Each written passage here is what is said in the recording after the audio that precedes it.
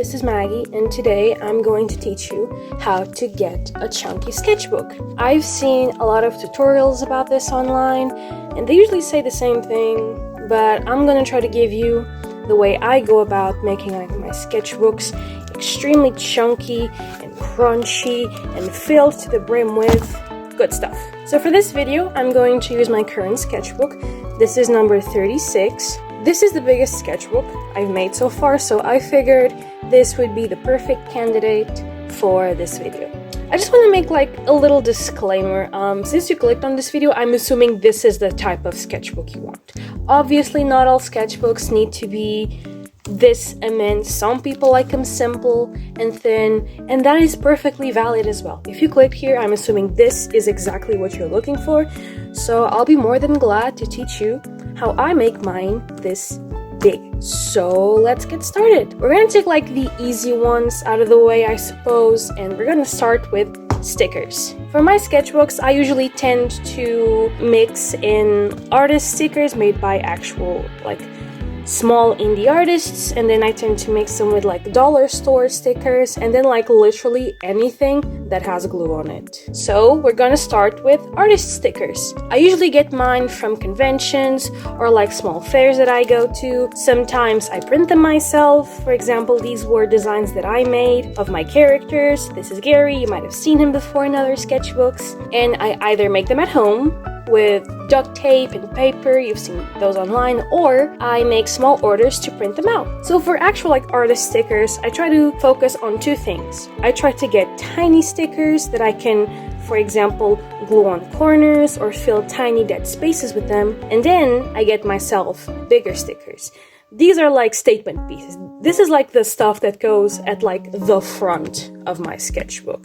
I don't usually tend to put these in like the middle of the sketchbook because they tend to get lost, and this is just like such beautiful, pretty art, and I would hate for it to just get lost in the middle of like all of this. So just showing some of my stickers here I got these three actually from a friend. They went to a convention that I unfortunately could not go because I wanted to save money, and they actually bought these three for me because they know I really like Metal Sonic, and I really like mouthwashing as well. And if I find who made these, I'm going to put their ads on screen so you can go check them out. Another perk with having friends who are also artists is that sometimes they buy stickers from stuff that they are no longer into, and they can give them to you down the line. I've never played Overwatch, I don't like Overwatch, but I got these stickers from that same friend who had them stored away and they weren't gonna use it, and they asked me if I wanted them, so I took them in. Just showing you a few of them. Obviously, I'm not gonna be able to like list every single person who made these stickers, but like you get the idea. Like, and this is stuff that like you don't need to have a bajillion dollars to spend on. Like, this was a collection that I've had on the making for like 6 to 7 years now. Some of them were gifted to me, some of them I made myself. So don't get stressed if you like don't have the money to buy them or just are not ready to make a big purchase yet. Just these are things that take a long while to build a collection of. Come on, stop shaking. Next up, we have easier stuff to find, like dollar store stickers. Most of these are like big, massive packs that you can get from like stationery stores, or just like sometimes toy stores have them as well. So I just tend to like go to like the sticker section and find a bunch of cute things. This one I found at a clothing store. They had a Sanrio collab going on, and I found this like massive sticker pack of like Hello Kitty stuff because I was trying to get red stickers, and I found just look how pretty these are! They're just so cute! I already used a few of them, but they're still pretty unused, which sucks. I gotta use them more. Next up, if you live in a big city, usually you will find these. They're like stationery shops, but more like weeb, I guess. They usually tend to import stuff from like Japan and out of country places, so you tend to have a lot of like very specific aesthetic stuff. For example, I got this blue sticker pack from one of those like stationery stores that are more into like the kawaii stuff, I guess. And these are like specifically made for scrapbooking, for having agendas on your sketchbook, so they're very aesthetic, but they are also more expensive than your usual dollar store sticker pack. They're like a nice addition to have, but you don't need to like bulk buy these. Like, these are just like a little treat you can have sometimes. And next up, we have just whatever else you find. I'm a huge fan of bugs, and a friend of mine had these on the dollar store next to where they live. I couldn't find them anywhere else, so I asked them if they could buy a pack for me, and they did. And they're just like these puffy stickers that have like little silver bits on them, and like I love them so much. They're just so pretty, like especially like the millipedes. Look how cute they are, and the butterflies and the June bugs are just mwah. They're so pretty. This is like, I don't want to say like the cheap version, because like they clearly work together. This is something I heavily defend, is that like it doesn't matter if you get expensive or like pennies material, like you can make everything work. You just gotta be creative. Next up, we have something a little bit more specific that I can't really show you because I don't have like on-hand stuff, so I'm gonna use my sketchbook cover for that. Sometimes you don't need stickers. Anything with glue just will do. A lot of this stuff you can see on my sketchbook cover was like trash I got from like my daily living, I suppose. Like this like little chef's hat sticker here was from like a bag of chicken that I got at a dinner. These are like a bunch of fruit stickers. This one is from like a cocktail drink that I had. This was a sticker for like Christmas packaging. This is literally just like a prize sticker, more fruit stickers, just like anything with glue. Even if it isn't like your normal pretty aesthetic stickers, like anything with glue, you can put it down. You just gotta know how to make it work. Another thing I recommend doing if you want to have a thick sketchbook is do a lot of mixed media. This doesn't mean that like you need to buy expensive paints or markers, none of that. Just play around with stuff. There's a lot of good things you can do with like cheap art supplies. For example, you see like these pencils that I have here in my borders. They were like a pack of 5 or 6 neon pencils, $3. And they're extremely cheap, but that paired up with highlighters, with other stuff like pens and ballpoint pens, like you can make some actually cool stuff. So for trash pages, there are 2 things that I use on a frequent basis, and those are tags and store receipts. I know this may seem a little weird, but stick with me, trust the process. For example, I have this card from someone I found on a little fair. They make jewelry that looks like candy. It actually looks like gummy, like this is insane. I also have these very old phone cases from phones that I no longer use. I was really sad that I was going to throw these out completely because I just don't use the phone that would fit these anymore. So I just got my scissors, I cut out as much as I wanted to keep, and now I have these really cool like plasticky rubber prints that I can just either glue on my sketchbook. I was debating gluing some of these on my wall, but honestly, you know, more material, and it's like a very fun texture. Also, these were ordered out of like AliExpress. I'm pretty sure some of these have like stolen art. I am so sorry. I was like 12. Other stuff you can find are like pieces of cardboard from like packaging. This was like a little preview from a Sonic calendar that I had. You also have a bunch of artist cards. They make some of the cutest cards ever. I mean, look at this stuff. You can also do some fun stuff with other pieces of cardboard you find. For example, I found these like ocean themed cards on the floor, and some of my favorite animals were there. This random ass Uno card I found on the floor. This was a tag from some clothes I got, some Disney stuff. Like, you can have just a lot of things. You could also have some stuff from packaging. I have this piece of like hockey packaging for like 5 years now, and I have honestly no idea what to do with this. But it's here because it could come in useful someday. Something I would also suggest you keep like a specific eye out are for like clothing tags. Some of them can be like extremely funky. I have this one from a brand my mom really likes, and they had this like Disney collection like a bunch of years ago,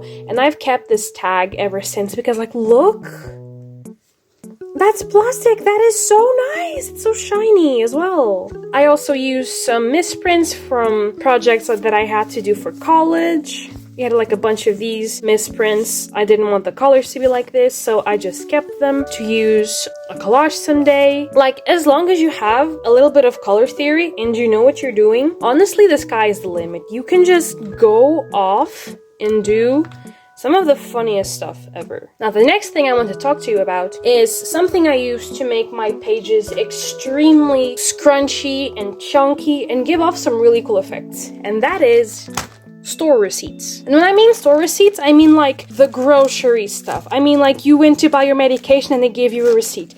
You went out to buy meat, stuff for your house, stationery stuff, like whatever. Just keep these. Because something really funny about this kind of paper is that this is like paper that reacts to heat. That's how receipts are made. And so they can have some really cool chemical reactions with stuff like alcohol markers. I'm going to show you some examples that I have here in my sketchbook because when I found this out, I just went ham with this technique. Also, I guess you're getting like a little preview of the sketchbook as well. For example, this page over here, I glued receipts all over this page. Like it's completely covered in them. And then I drew something on top with black ballpoint pen, and then I painted it over with some alcohol markers. Now, depending on the receipt paper, your alcohol markers can have a really funny reaction on them. You either completely erase the text that is on the receipt, or it turns darker. For example, these like weird strokes where you can see the orange color getting like darker and then lighter again. This was a reaction the alcohol had with the store receipts because they react to alcohol. This one over here as well, I was trying to paint big weird orange,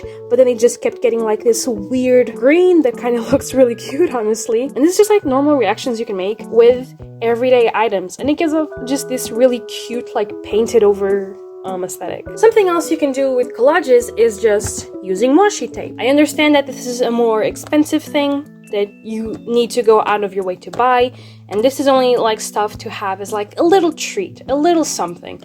Of course, I'm not having a little treat, I am actually collecting these things. Washi tape can always be that little pop of color or a specific pattern that can always like just pull an illustration together. For example, here you can see that there's a bit of this rainbow washi tape that I used to fill in some empty space. There's a plastic one that goes all over here. There's one in the back. I just tend to use it a lot because it's just like, it already has glue. It's like a little cute pattern that can just make a page pop out a lot more. And again, as I said, like at least over here, these things used to be really hard to find, and you could only get them at like enormous expensive stationery stores or at Artist's Alley. But recently they've been getting better at showing them off. So I tend to collect a mix of both artist and some store ones. There's like this really cute pack of transparent ones my mom bought me. There's this like massive gothic one with roses and tombstones and stuff like that. There's this really pretty one with whales. I love this water one, pink one, the one with like the fishies and the swords. This one is really pretty as well.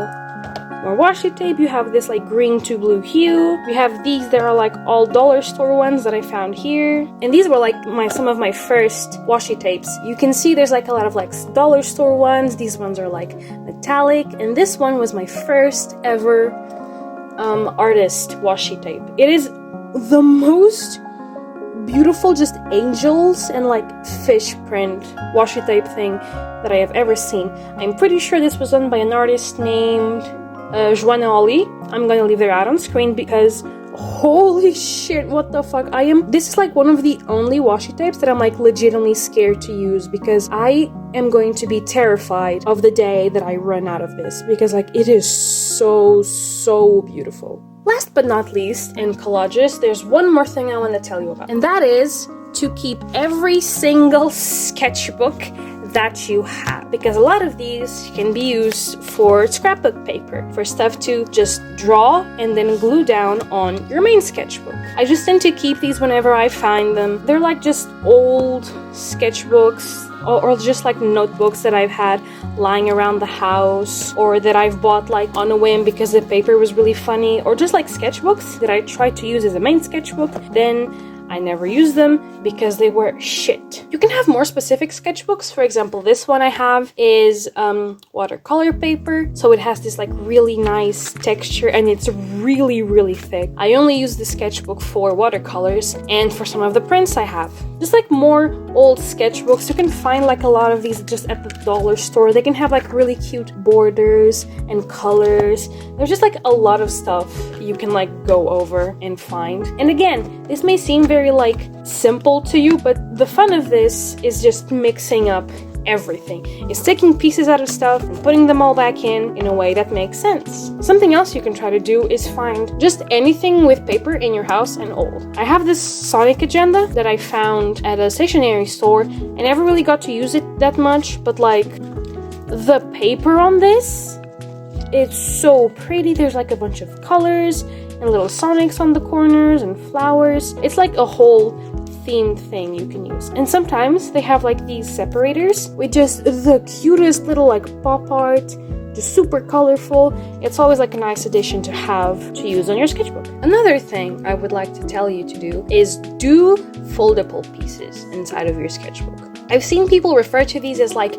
mini zines or like sketchbooks within sketchbooks, because they're just like little pieces of like foldable paper that just make your pages just like so chunky and like filled up. And it's always a good way to put more sketches in a page than your page can handle, which I guess it can go both ways if you really think about it. Usually foldable pieces come in the shape of either like a censoring. For example, I tend to censor event art or anything not safe for work on my sketchbook so that people can see it if they want or not. Something I also really like to do is glue down like receipts from places I go to. For example, this was when I went to see the Sonic 3 movie, which was a lot of fun. You can also have little pieces that have like foldable paper on the back, and they can just like pop out of the paper a little more, and it's always really cute and interactive. And just like I said, you can also have more sketches than your page can fit. It's just like a really funny way to like glue down loose sketches and loose pieces of paper with stuff on it. I could have thrown this out, but then I was like, this would go really well with another page that I made. So I just wanted to keep both. So I glued down this specific part here. I bent it.